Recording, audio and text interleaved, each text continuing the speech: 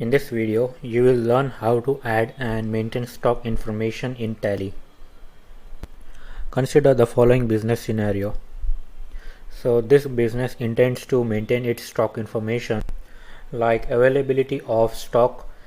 They would want reports on queries like how many i5 laptops are available in store. So Tally has those capabilities where it can filter out products based on its features.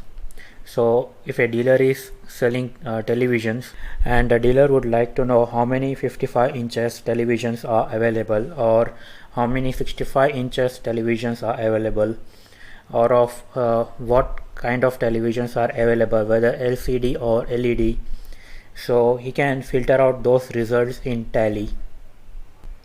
So to obtain such results, we need to set up few things in Tally. So we need to create the stock items, that is the product itself, and we need to create the groups and categories of the products. Stock groups and stock categories are important concepts in Tally, and you are going to learn everything about it in a short while. So to demonstrate all those capabilities, we are going to use this business scenario. The business deals in buying and selling of the following items.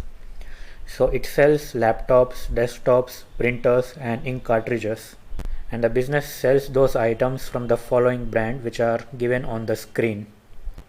The HSN code related to these items is 8471 and these items attract GST of 18%. So the products, laptops, desktops, printers and ink cartridges can be considered as line of products that the business has to offer. So this was some information related to the business and the product it deals with. So these are not actual products, these are just line of products. We are going to define actual products like Lenovo ThinkPad and Dell XPS and so on based on this information. But before we define stock items in Tally, we need to define its units by which it can be measured.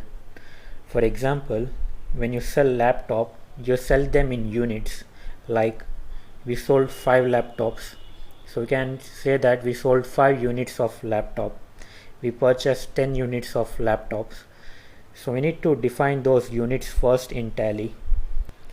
And there could be different type of units depending upon the type of the business.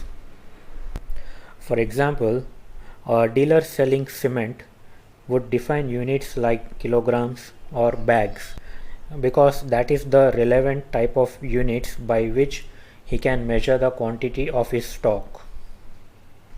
So for electronic items like laptops, printers and desktops, these can be measured in units and ink cartridges can be measured in pieces. So we are going to create two units. One is called as pieces and another is called as units. So how do we create these units in Tally? Let's find out. So we are required to create the following stock units for the given items. Laptops, desktops and printers would be counted in units and ink cartridges would be counted in pieces. I am also going to sell pack of 3 ink cartridges which will be measured in pack. Now let's define the units in Tally. So before creating units in Tally, we will first enable GST in Tally. To enable GST, press F11 key and select statutory and taxation and change the option enable goods and services tax to yes and press enter, and change the option set or alter GST details to yes and press enter. Here you need to provide GST related details about your business, like the state in which it is registered, the type of registration, whether regular or composition, and you need to provide your GSTN over here,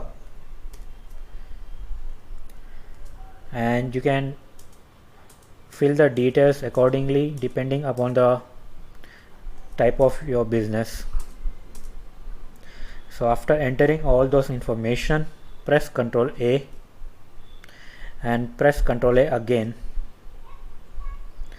So now GST is enabled in your Tally.